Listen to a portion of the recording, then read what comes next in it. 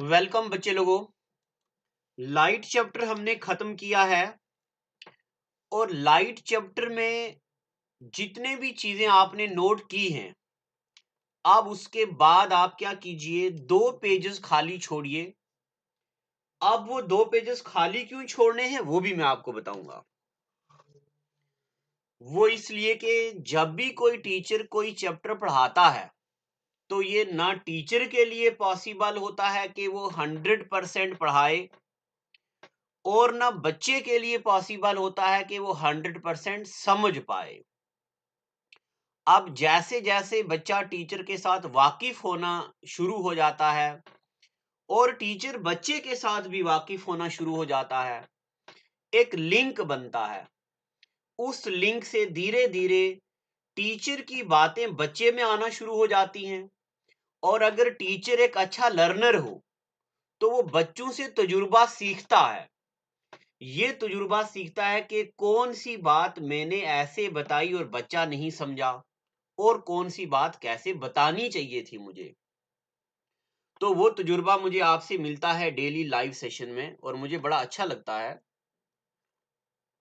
चाहे मैथ्स की क्लास हो चाहे साइंस की क्लास हो। अब देखिए आगे, 2 पेजेस छोड़ने के बाद नेक्स्ट चैप्टर लिखो वेव्स। क्या लिखो? वेव। अब आप में से बच्चे बोल रहे थे कि स्लाइड मत यूज करो, पूरा लिखो। प्यारे बच्चों आप देखो, अगर मैं यहाँ पे वेव लिखूं, फिर ये वाला लिखूं, फिर ये लिखूं, फिर ये लिखूं, फिर ये लिखूं, फिर ये लिखूं, तो लिखने में कम से कम 2 मिनट चले जाएंगे। अब वो 2 मिनट में मैं बोलने में लगाऊंगा तो शायद मैं कोई ज्यादा अच्छी बात बता पाऊं आपको। इसलिए मुझे जहां जहां लगेगा कि इमेज का सहारा लेना चाहिए, मुझे कोई एनिमेशन का सहारा लेना चाहिए मुझे, तो मैं लेने की कोशिश करूंगा। और जो चीजें मुझे लगेगा किताब में या कहीं गूगल से मुझे नहीं मिल रही हैं, तो वो मैं आपको नोट लिखा दिया करूंगा। सबसे पहले तो मैं आपको ये बताना चाहता हूं कि वेव क्या होती है। तसल्ली से धीरे धीरे चीजें सीखिए, धीरे धीरे आगे बढ़ते हैं हम, कोई हड़बड़ाहट नहीं करनी है। मैंने आपको बताया भी था कि जितना हम टाइम लेते हैं चीजों को सीखने में, उतना चीजें दिमाग में फिट बैठती हैं। तो वेव होती क्या है? प्यारे बच्चों, ना हम 10th का पेपर दे रहे हैं ना 12th का पेपर दे रहे हैं कि मैं आपको वेव की डेफिनेशन लिखाऊं।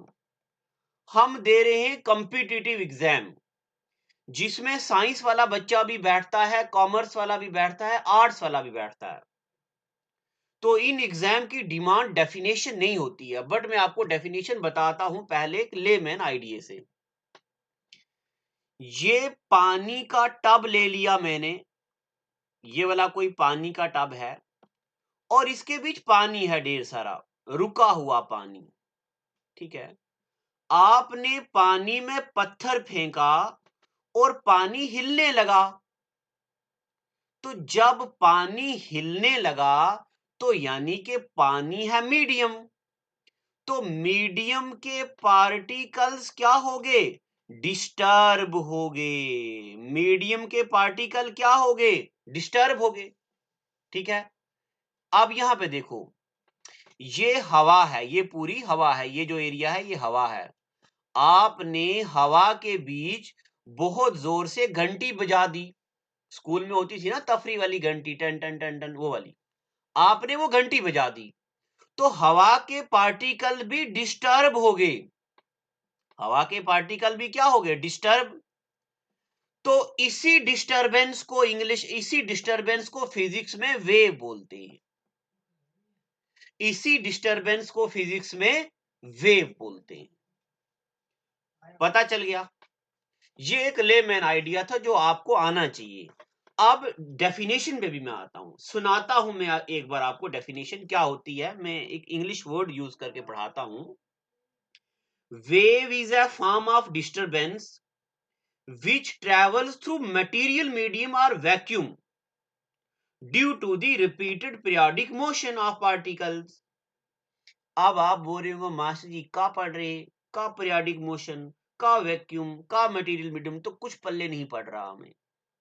तो पल्ले नहीं पड़ रहा, बहुत बढ़िया बात है, अति सुंदर है, क्योंकि हम डेफिनेशन लिखने नहीं जा रहे हैं। तो अब ये जो अभी मैं पढ़ रहा था, ये किताब की डेफिनेशन पढ़ रहा था। अब मेरी डेफिनेशन सुनिए। What is wave? Wave is a disturbance in the medium particle.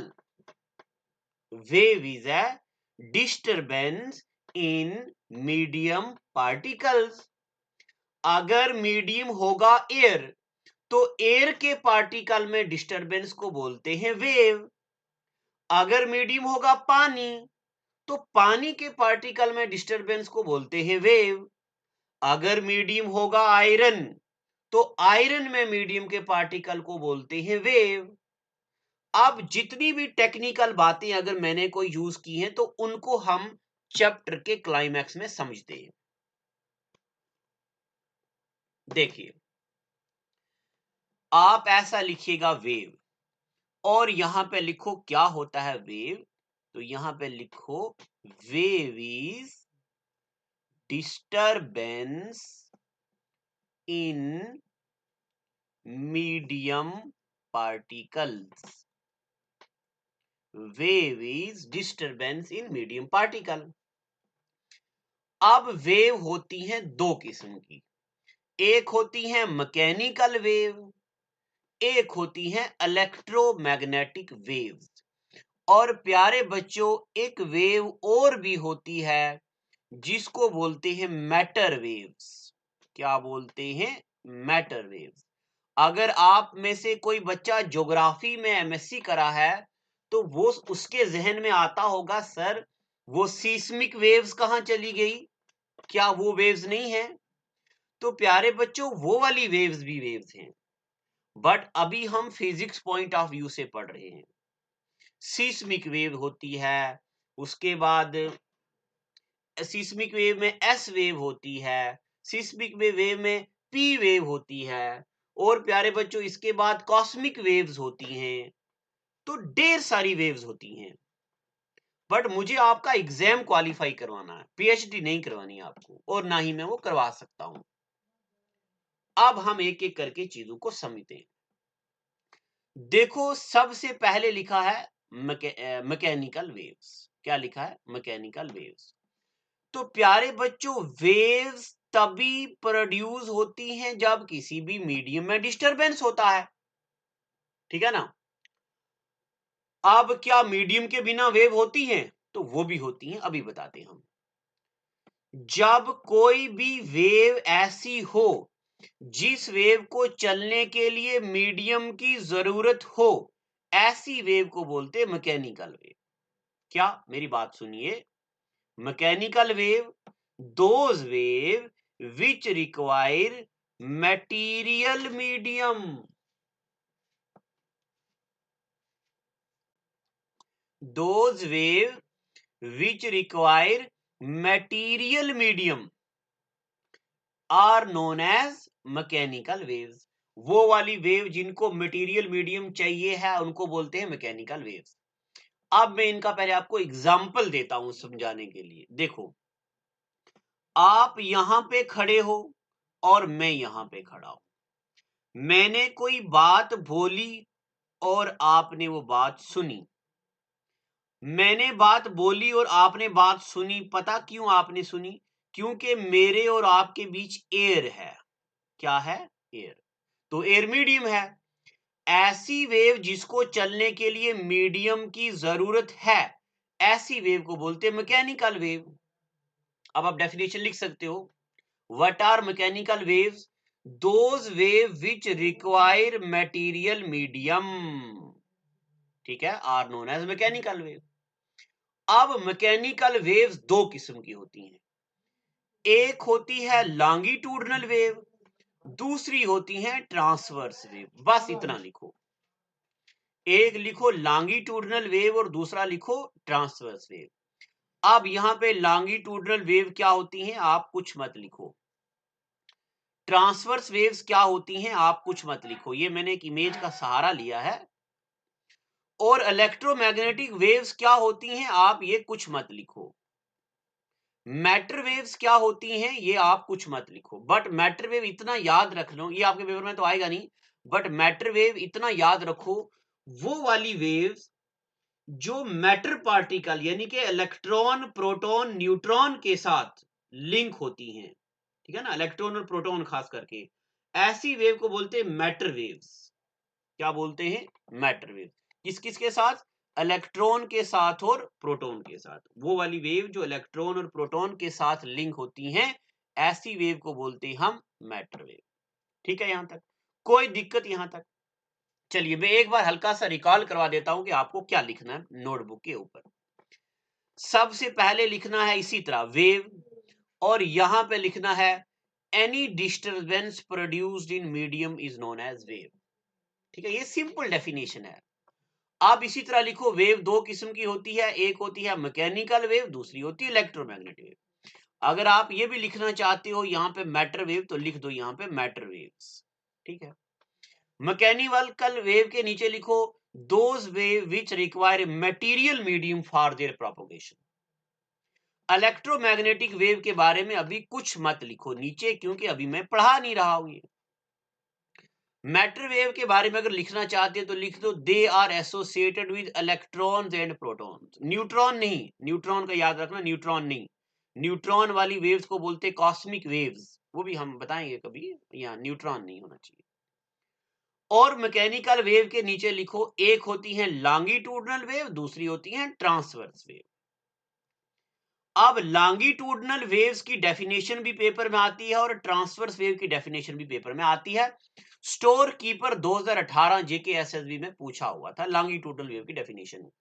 अब मैं आगे आपको, अच्छा अब हेडिंग डालो लॉन्गिट्यूडनल वेव्स। ठीक है, मैं पहले देखता हूं आगे क्या मैंने स्लाइड रखी है। हाँ कुछ नहीं, हाँ हेडिंग डालो आप, लॉन्गिट्यूडनल नहीं, पहले ट्रांसवर्स वेव है तो पहले वही डालो। हेडिंग डालो ट्रांसवर्स वेव। ठीक है ना, पहले ये वाली लिखेंगे हम। चलो, वेव का आपको पता चल गया क्या होता है। अब प्यारे बच्चों आगे चीजों को सीखने की कोशिश करते हैं, धीरे धीरे हम अपना लेवल जो है बढ़िया वाला लेवल बढ़ाते चले जाएंगे। देखो,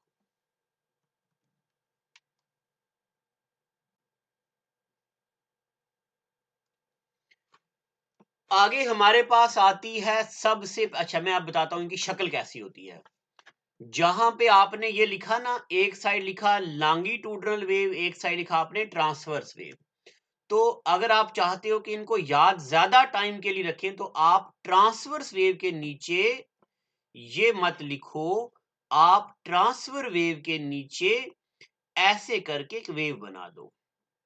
ठीक है, और जहां लॉन्गिट्यूडनल वेव लिखा उसके नीचे आप ऐसे ऐसे ऐसे ऐसे लाइनें मार दो। अब लाइनें कैसे मारनी है मैं बताता हूं आपको। देखो, ये जो ऊपर वाली वेव है इसको बोलते हैं ट्रांसवर्स वेव, और ये जो नीचे वाली वेव है ये इसको बोलते हैं लॉन्गिट्यूडनल वेव। गौर से, ये नीचे वाली क्या है? लॉन्गिट्यूडनल वेव, और ये ऊपर क्या है? Transverse wave. अब देखो पहले ट्रांसफर वेव होती क्या है।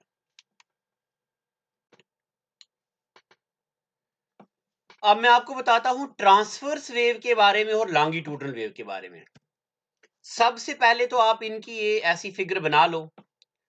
अब देखो, ये मैंने इस ट्रांसफर वेव के बीचों बीच एक लाइन ड्रॉ कर दी है। इस लाइन को बोलते हैं मीन पोजीशन। इस लाइन को क्या बोलते हैं? Mean position. आधी वेव इस लाइन से ऊपर है और आधी वेव इस लाइन से नीचे है। ऊपर वाले हिस्से को बोलते हैं क्रेस्ट। अभी आगे लिखा भी आएगा, ऊपर वाले हिस्से को क्या बोलते हैं? क्रेस्ट। और नीचे वाले हिस्से को बोलते हैं ट्रफ। अब मैं ये जानता हूं कि आपको ये बातें पहले से आती हैं। अगर पहले से आती हैं तो फिर मैं सीधा उन बातों पे क्यों नहीं फोकस कर रहा जो आपको नहीं आती।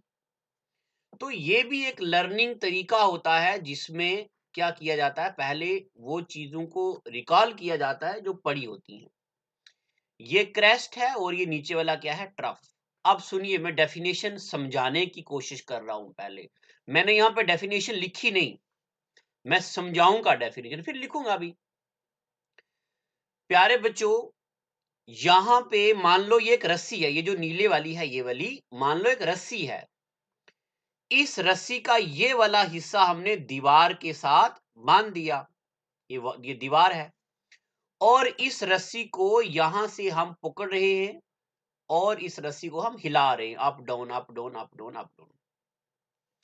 अब आप इमेजिन करो, आप रस्सी को कैसे हिला रहे हो, अप और डाउन, बट रस्सी की ये वेव कहां चल रही है, ऐसे आगे की तरफ आगे की तरफ आगे की तरफ चल रही है ना, ठीक है ना, चल रही है ना। तो रस्सी चल रही आगे की तरफ, यानी कि जो वेव चल रही है वो आगे की तरफ चल रही है, बट आप इसको हिला रहे हो ऊपर नीचे। वेव चल रही है आगे की तरफ और आप इसको हिला रहे हो ऊपर की तरफ, ऊपर नीचे, यानी कि वेव का डायरेक्शन है आगे और आपकी मूवमेंट हो रही है ऊपर और नीचे। तो बताओ इस रस्सी की मूवमेंट में और आपके हिलाने की मूवमेंट में क्या एंगल है, 90 डिग्री। क्या एंगल है, 90 डिग्री। बस यही मैंने आपको डेफिनेशन पढ़ा दी। The wave in which, what is transverse wave, the wave in which movement of particle, the wave in which movement of particles and direction of propagation of wave are perpendicular to each other। और यही definition store keeper JKSSB 2018 के paper में आई हुई थी। What is transverse wave, what is transfer wave, the wave in which particle of the medium vibrate perpendicular to the direction of propagation of wave। ये इसकी सही definition है जो मैं यहां लिखने जा रहा हूं। कहां लिखूं, यहां लिखता हूं मैं, जगह नहीं है। हाँ अच्छा, तो लिखा है आगे, मैंने लिख दिया है, देखो अच्छा लिखा है, ये है ट्रांसवर्स वेव। ट्रांसफर वेव की डेफिनेशन क्या है, transfer wave, the wave in which energy is transferred in direction perpendicular. अरे ये डेफिनेशन किताब वाले, ऐसे ये भी अच्छी है, मैं वही बोलता हूं। लिखिए transfer wave, the wave in which, the wave in which particles of the medium, the wave in which particles of medium vibrate, vibrate कैसे वाइब्रेट करते, perpendicular, vibrate perpendicular to the direction of propagation of wave। ठीक है, एक बार फिर से, what is transverse wave, the wave in which particles of medium vibrate in direction perpendicular to the direction of propagation of wave. यानी कि wave चल रही है आगे की तरफ और हम मीडियम को हिला रहे अप डाउन। इसलिए तो बना है यहाँ पे, ये देखो यहाँ पे अगर इस बंदा, कोई बंदा पकड़ के इसको खींच रहा है और इसको अप डाउन वेव को चला रहा है, बट वेव चल रही है आगे, यानी कि रस्सी को ऊपर नीचे खींच रहे हो और वेव आगे की तरफ चल रही है। ऐसी वेव को क्या बोलते हैं, क्या बोलते हैं, ट्रांसवर्स वेव। अब ट्रांसफर वेव जो होती है, ये transfer type of typical found only in solid. Transverse wave के बारे में जो आपको एक बात याद रखनी है, ये सॉलिड में ही बनती है। ट्रांसवर्स वेव लिक्विड में और गैसेस में नहीं बनती, ये बात याद रखना, पेपर में आई हुई है, ठीक है ना। अब यहाँ पे लिखा हुआ है earthquake wave, S wave, guitar, ये जो गिटार होता है बजाने वाला उसकी वेव, या वेव्स ऑन रोप। अब आपके जहन में ये भी आ रहा होगा कि पानी पे, अगर ये पानी रुका हुआ है तो पानी के ऊपर से पत्थर मारो तो पानी पे जो वेव बनती है वो भी ट्रांसवर्स वेव होती है। शायद आपके जहन में ये आ रहा होगा, बट सुनिए मेरी बात, पानी में ट्रांसवर्स वेव नहीं बनती है। आप बोल रहे हो कि मास्टर जी क्या नौटंकी कर रहे हैं आप, हमने तो पढ़ा है पानी में, जब पानी रुका हुआ हो और ऊपर पत्थर मारो तो जो वेव बनती है पानी में, ऐसे रिपेल्स बनती हैं, वो तो ट्रांसवर्स वेव होती हैं। तो प्यारे बच्चों, ये एसएससी ने एक बार पूछा भी हुआ है कि पानी में कौन सी वेव बनती है। अब मेरी बात सुनना गौर से, पानी की सरफेस पे ट्रांसवर्स वेव बनती है। क्या बोला मैंने? पानी की सरफेस पे ट्रांसवर्स वेव बनती है, और पानी के नीचे लॉन्गिट्यूडनल वेव बनती है। यानी कि अगर पानी रुका हुआ हो और पानी पे हम पत्थर मारे तो पानी पे कौन सी वेव बनती है?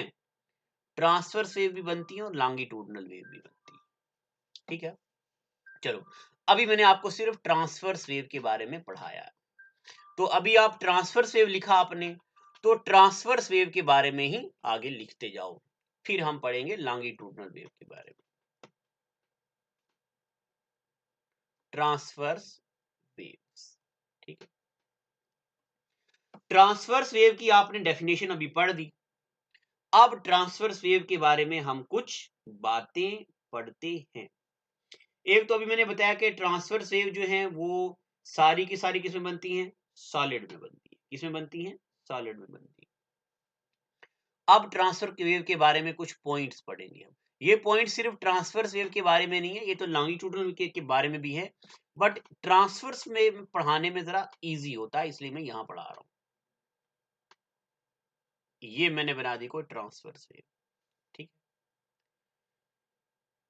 ये होगी ट्रांसफर्स वेव, और ये मैंने क्या बना दिया? Mean position.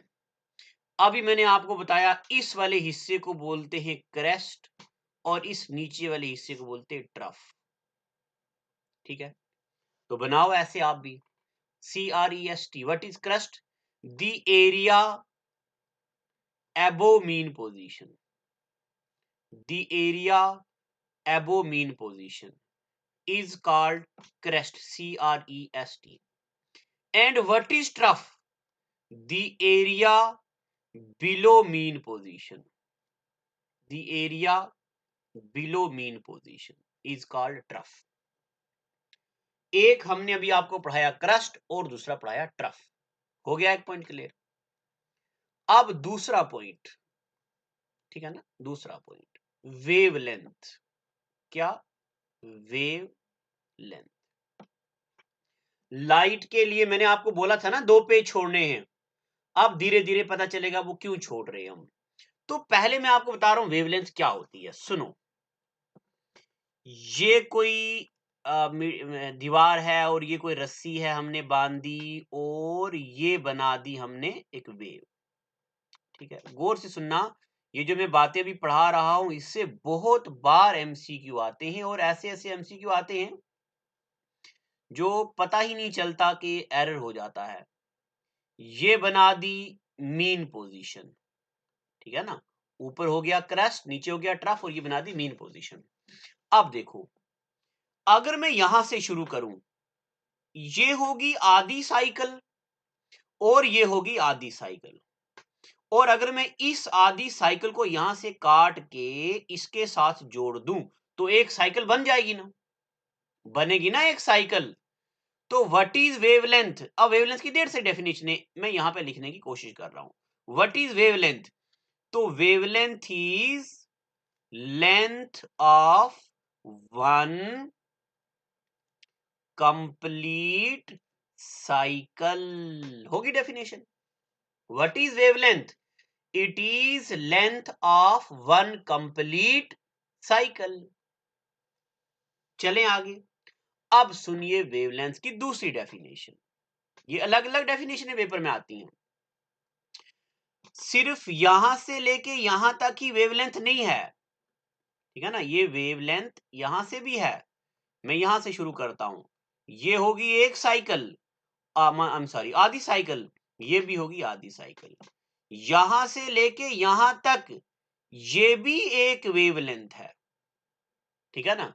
अब वेवलेंथ को किसी सिंबल से रिप्रेजेंट किया जाने लगा, तो वेवलेंथ को रिप्रेजेंट करते हैं हम इस सिंबल से, ये, ठीक है ना। इस सिंबल को बोलते हैं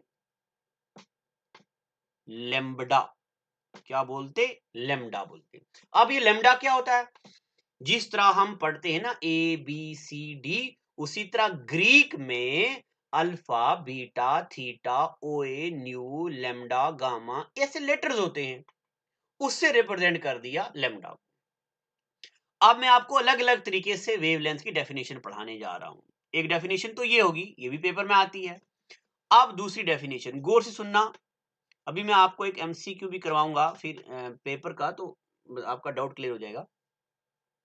ये मैंने कोई दूसरी वेव बना दी है, ठीक है ना प्यारे बच्चों। अब आप सब बच्चे मेरे साथ एसोसिएटेड हो, आपने ट्रस्ट रखा है मेरे पे, और मैं कभी कभी वीडियो रिकॉर्ड करते वक्त पता नहीं क्यों मेरे मन में ये आ जाता है कि शायद आपको समझ नहीं आ रही होगी, तो प्लीज मुझे बता दीजिए करिए, ताकि मैं उस पर जरा कॉन्फिडेंस मेरा बढ़ जाए, क्योंकि ये ऑनलाइन पढ़ाना तरीका कुछ टीचर के लिए ठीक नहीं है। सिर्फ हम बच्चों की फीलिंग समझ नहीं पा रहे ना, आपको समझ कितना आ रहा है। आप देखिए दूसरी डेफिनेशन क्या है, देखो पहले लिखा दिया लेंथ है वन कंप्लीट साइकिल। अब देखो इस ऊपर वाले को बोलते हैं क्रस्ट, एक क्रस्ट हो गया ये। अब आप मुझे बताओ दूसरा क्रस्ट कहां पे है, ये वाला है ना। तीसरा क्रस्ट कहां पे है, ये वाला। तो यहां से लेके यहां तक यही है ना एक वेवलेंथ। तो वेवलेंथ की दूसरी डेफिनेशन है distance between two successive crust, यानी कि एक क्रस्ट और दूसरे क्रस्ट के बीच वाले डिस्टेंस को बोलते हैं वेवलेंथ। क्या खाली क्रस्ट की बात है, अरे नहीं, ट्रफ की बात भी है ये। देखो ये एक ट्रफ यहां से शुरू होता है, आधी साइकिल और आधी साइकिल, एक ट्रफ ये, दूसरा ट्रफ ये। Distance between two successive trough, इसको भी बोलते हैं एक वेवलेंथ। तो दूसरी डेफिनेशन में लिखने जा रहा हूं, डिस्टेंस बिटवीन टू सक्सेसिव या कंजिक्यूटिव भी बोलते हैं, सक्सेसिव या कंजिक्यूटिव क्रेस्ट और ट्रफ। यानी कि मैं इसको पढ़ के बताता हूं, distance between two consecutive crest is known as wavelength, या डिस्टेंस बिटवीन टू कंजिक्यूटिव या successive trough is known as wavelength. ठीक है यहां तक। अब मैं आपको एक यहां पे क्वेश्चन करवाता हूं। क्वेश्चन नंबर 1, ये एसएससी का क्वेश्चन है। लाइट के क्वेश्चन खत्म होने के बाद हम ये वाले क्वेश्चन भी करेंगे, तो अब जरा क्वेश्चन सुनिए। क्वेश्चन है, क्वेश्चन था ऐसा, distance between two crest, distance between two crest और trough is called, distance between two crest और ट्रफ इज कॉल्ड। अब आपके जहन में फौरन आता होगा, अरे मास्टर ने तो अभी पढ़ाया इज कॉल्ड वेवलेंथ, तो इसका आंसर यही होगा। ऐसा नहीं है, क्वेश्चन को गौर से पढ़ो। Distance between two crest, distance between, I am sorry two नहीं, गलती होगी, ऐसा है डिस्टेंस बिटवीन क्रेस्ट, हाँ मुझे क्वेश्चन को जरा मुझे रिकॉल करने दो। डिस्टेंस बिटवीन, हाँ हाँ आई एम सॉरी, ये ऐसा क्वेश्चन नहीं है, क्वेश्चन गलती होगी मेरे से, मुझे याद नहीं ना, बहुत पहले पढ़ा था। ऐसा क्वेश्चन था, क्वेश्चन था डिस्टेंस बिटवीन, हाँ अब याद आ गया, crust and trough, distance between crest and trough is called. अब आपके जहन में आता होगा, अरे यार ये क्रस्ट है ये ट्रफ है, तो इसके बीच के डिस्टेंस को वेवलेंथ बोलते हैं। ऐसा नहीं है, डेफिनेशन को एक बार फिर से पढ़ो। Distance between two successive crust, दो क्रस्ट के बीच के डिस्टेंस को बोलते हैं वेवलेंथ। ये वाला है distance between crest and trough, यानी कि क्रस्ट और ट्रफ के बीच के डिस्टेंस पता क्या होता है, ये वाला, ये इसको बोलते हैं आधा वेवलेंथ, यानी कि 1/2 वेवलेंथ। ठीक है ना, ये क्वेश्चन था एक बार आया हुआ पेपर में। Distance between two successive crest या trough is known as wavelength, और distance between crest and trough is known as wave, is known as half wavelength. अब देखो, what is SI unit of wavelength, SI unit of wavelength। तो बताओ मुझे SI unit का wavelength का SI unit क्या होता है।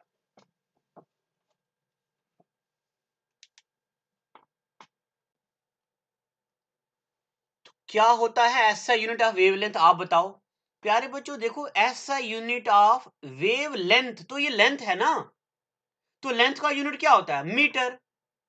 लेंथ का यूनिट क्या होता है? मीटर। तो what is SI unit of wavelength? It is metre. बस खत्म बात।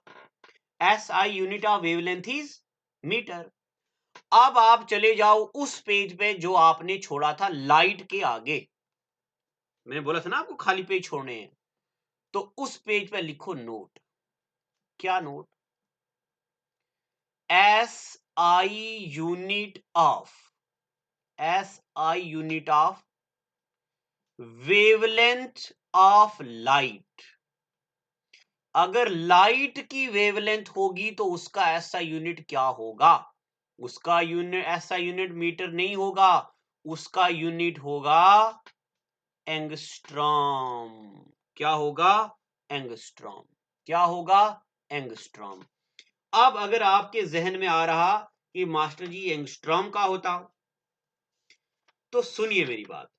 जब मैंने आपको पढ़ाया था फिजिक्स में सफिक्सेस और प्रीफिक्सेस, तो मैंने आपको पढ़ाया था 10 की पावर -9, इसको बोलते हैं नैनो, बोला था ना।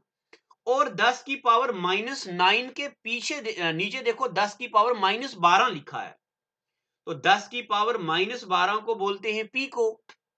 तो अब आपके जहन में एक सवाल आना चाहिए था कि 10 की पावर 11 कहां गया, 10 की पावर -10 कहां चला गया। एक बच्चे ने मुझे पूछा भी था, तो मैंने बोला था ये स्टैंडर्ड होता है, इसको ऐसे ही लिखते हैं, 3 दिन का गैप होता है। अब जो बीच में गैप होते हैं तो उनका कोई और नाम होता है। तो एंगस्ट्रॉम का मतलब होता है 10 की पावर -10। ठीक है? एंगस्ट्रॉम का क्या मतलब होता है? एंगस्ट्रॉम का मतलब होता है 10 की पावर -10। समझ आ गया आपको? पता चल रहा कि हम ऐसे ही बोल रहे हैं। तो अब आपको, अगर मैं वहां आपको वेवलेंथ बताता ना, व्हाट इज ऐसा unit of wavelength of light, तब मैं आपको इतना अच्छे से नहीं बता पाता। अब आपको तो एक क्रेस्ट और एक ट्रफ पता चल गया है, और आपको वेवलेंथ की 2 अलग अलग डेफिनेशनें पता चल गई हैं। एग्जामिनर बच्चों में कहां कंफ्यूजन डालना चाहता है, मैंने आपको वो बता दिया। अगर पूछेगा एग्जामिनर व्हाट इज ऐसा यूनिट ऑफ वेवलेंथ, तब आंसर मीटर होगा। अगर पूछेगा व्हाट इज ऐसा unit of wavelength of light, तब यूनिट एंगस्ट्रॉम होगा। 10 की पावर -10 इसका होता है, वैल्यू होती है।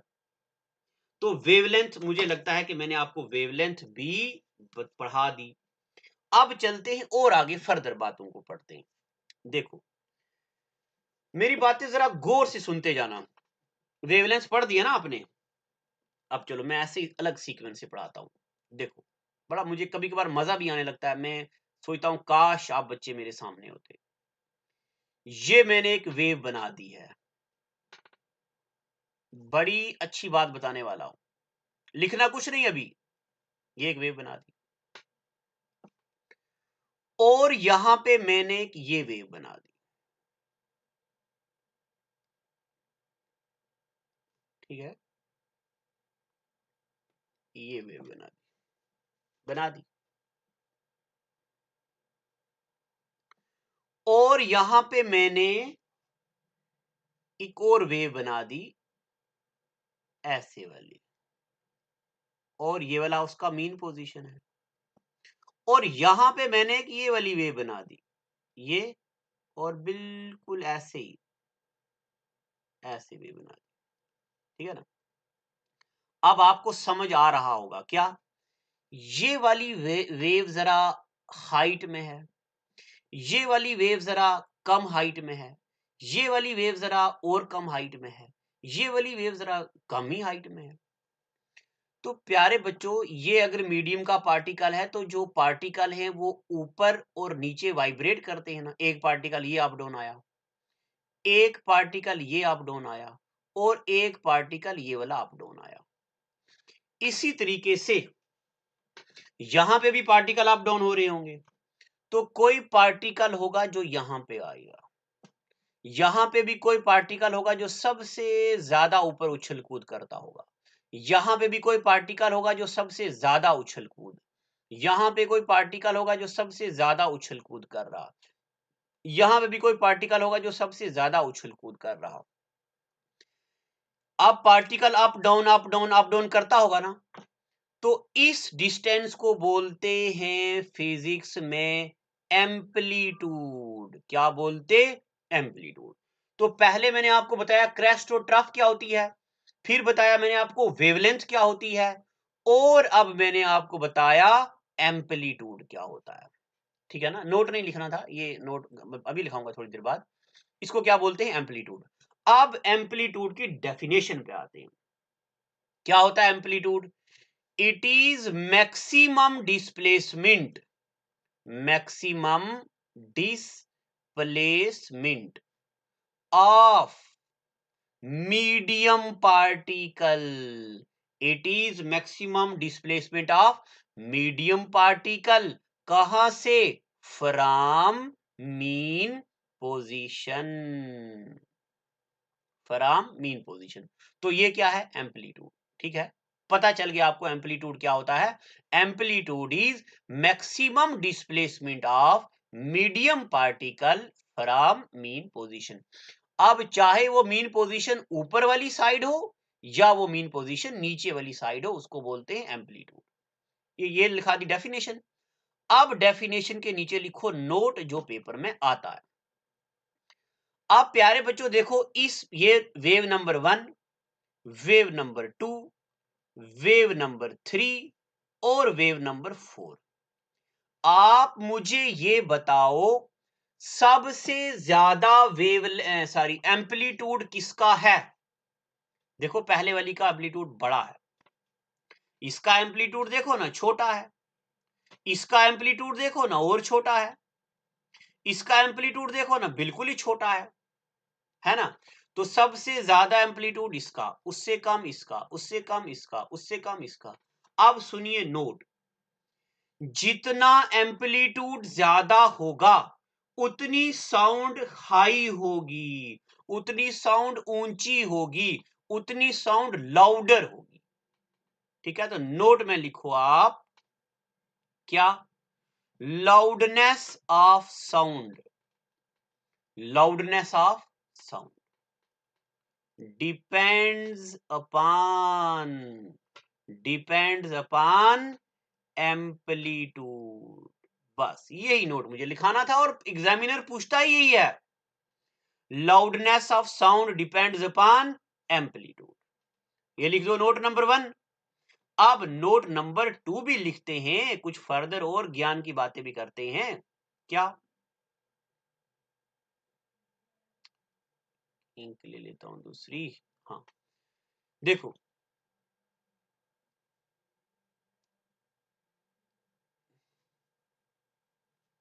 हाँ सुनो, जितना एम्पलीट्यूड ज्यादा होगा उतनी साउंड क्या होगी? हाई। तो जितना एम्पलीट्यूड कम होगा उतनी साउंड क्या होगी? कम। और एम्पलीट्यूड कम तो साउंड भी क्या होगी? कम। और एम्पलीट्यूड कम तो साउंड भी क्या होगी? कम। यानी के if amplitude is zero, if amplitude is zero, then sound becomes vibratory sound, sound becomes vibratory sound। Mobile में वाइब्रेशन आती है ना, तो कौन सी साउंड होती है? Vibratory sound. ये वाली बात भी याद रखनी है, ये वाली बात भी याद रखनी है, ये वाली बात भी याद। What is amplitude? It is maximum displacement of medium particle from mean position. What अच्छा, लाउडनेस क्या होता है? तो आवाज कितनी ऊंची होती है, इसी को बोलते हैं लाउडनेस। तो लाउडनेस ऑफ साउंड, अच्छा पेपर में कैसे आता है ये बताता हूं। Loudness of sound depends upon frequency, amplitude, time period, wavelength. किसी पे नहीं, सिर्फ किस पे? एम्पलीट्यूड पे। Loudness of sound depends upon amplitude. हो गया। अब मैंने आपको वेवलेंथ भी पढ़ा दिया और वेवलेंथ के साथ मैंने आपको उसके बारे में कुछ जो लिखाना था वो भी लिखा दिया। अच्छा हाँ, एक नोट और लिख दो, जरूरी है। लिखो, loudness is measured in, loudness जो होती है वो किस में मेजर की जाती है? लाउडनेस इज मेजर्ड इन किस में? डेसिबल में। ये तो बहुत बार सवाल आया है, DECI BEL, बट जब लिखते हैं ना तो D को लिखते हैं छोटा और B को लिखते हैं बड़ा। Loudness is measured in decibel, ये नोट नंबर 3 बहुत बार पेपर में आया है। एक नोट और लिख दो, SI यूनिट किसका, लाउडनेस का SI यूनिट, SI यूनिट जो होता है वो होता है क्या, वाट पर मीटर। क्या होता है, वाट पर मीटर, ठीक है ना। यानी कि वाट पर मीटर, यानी कि कितने मीटर स्क्वायर में साउंड एनर्जी गुजरती है, इसका SI यूनिट क्या होता है, वाट पर मीटर। ठीक है यहां तक, चलिए। जहां पे भी कोई डाउट, अच्छा वाट क्या होता है, एक बात में क्षमा चाहूंगा, अभी सिर्फ वाट का वाट ही लिख दो, क्योंकि अगर मैं आपको वाट पढ़ाने लग जाऊं तो मुझे आपको पावर पढ़ानी पड़ेगी, पावर पढ़ाने के बाद मैं आपको पढ़ा पाऊंगा वाट क्या होता है। तो प्लीज अभी वाट इसी तरह लिखो, मुझे सारी बातें पता है, मैंने कहां कहां जगह खाली छुड़वाई हुई है, मैं वहां फिलअप करवाऊंगा। तो अब मैंने आपको एम्पलीट्यूड पढ़ा दिया है। अब प्यारे बच्चों एम्पलीट्यूड के बाद मैं देखता हूं टाइम ज्यादा तो नहीं हो गया है, अच्छा टाइम ज्यादा हो गया, आप बच्चे बोर हो जाओगे, तो आज मैं इतना ही रखता हूं। अब मैं अगले एपिसोड में आपको बताऊंगा, लाइट चैप्टर में मैंने आपको एक चीज अच्छे से नहीं पढ़ाई थी, पढ़ाई तो सब कुछ ठीक थी, मुझे याद आ रहा है मैंने वहां पे आपको लाइट चैप्टर में फ्रीक्वेंसी का जिक्र किया था, ठीक है ना, फ्रीक्वेंसी क्या होती है। तो कल आने वाले एपिसोड में आपको फ्रीक्वेंसी वगैरह बताऊंगा, डेली लेक्चर मिलेगा, मैं कोशिश करूंगा आज के बाद आपको जल्दी दे। तो थोड़ा ईद भी था, दिवाली थी, थोड़ा कहीं मैं डिस्टर्ब था, तो आई एम वेरी सॉरी। अब हमारी पूरी टीम डेडिकेटेड है, हमारी एक टीम आपके लिए टेस्ट वगैरह भी बनाती है और क्वेश्चन छांटते हैं हम, प्रीवियस ईयर क्वेश्चन, उसमें भी आपकी हेल्प करेंगे। तो थोड़ा सा हमारे साथ मैनेज कीजिए। एस्पायर अड्डा अभी बिगिनिंग में एक बच्चा है, जब भी चीज की ग्रोथ होती है तो हमेशा बच्चे से आगे होती है। अब फर्दर जैसे जैसे टाइम आता जाएगा तो एस्पायरडा एक ह्यूज एलिफेंट बन जाएगा, बड़ा एलिफेंट बन जाएगा, तब आपके सामने कोई दिक्कत नहीं आएगी। और एक टीम भी, एक्सपर्ट की टीम अभी काम कर रही है, लॉकडाउन की वजह से थोड़ा बहुत कहीं कुछ टीम घर पे फंसी है, घर बैठे हैं लोग, तो धीरे धीरे चीजें सुधरने लगेंगी। दिल्ली के जितने भी बड़े कोचिंग इंस्टीट्यूट हैं एकदम पहले दिन से ही वो इतने बड़े नहीं होंगे, धीरे धीरे स्टेप बाय स्टेप हमें पता चलेगा मैं कहां गलती कर रहा हूं, बच्चों को क्या चाहिए, मैनेजमेंट में क्या किया जाए बेहतरी के लिए। तो एक दिन आपके लिए एक बेहतरीन प्लेटफॉर्म किया जाएगा, क्योंकि पूरी टीम डेडिकेटेड है इस पे, सारे के सारे लोग डेडिकेटेड हैं। और इवन मेरा भी, जो हमारे सीनियर मोस्ट हैं, इवन श्री गौरव सर, उनका, जो आपके फाइनेंस हेड हैं राहुल सर, उनका, हमारा मकसद ही यही है। तो कभी कभार अप डाउन होता है, तो उसके लिए आई एम वेरी सॉरी, ये लिखिए और नेक्स्ट अगले एपिसोड में हम करेंगे। Thank you and God bless you.